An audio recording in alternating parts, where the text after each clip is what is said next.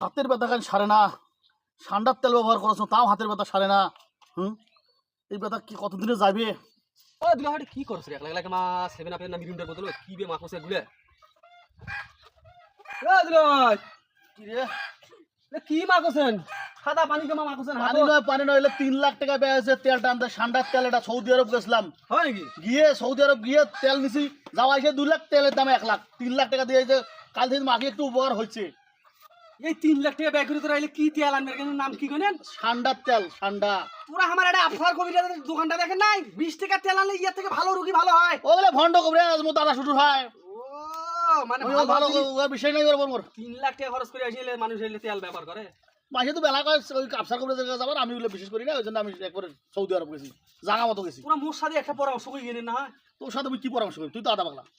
তোরা ওটা মারবার দাও 3 লাখ টাকা দিয়ে মানুষ হলে তেল আনি মাখে। যা যা যা, তুই আধা পাগলা, তোর কথা আমি শোনো।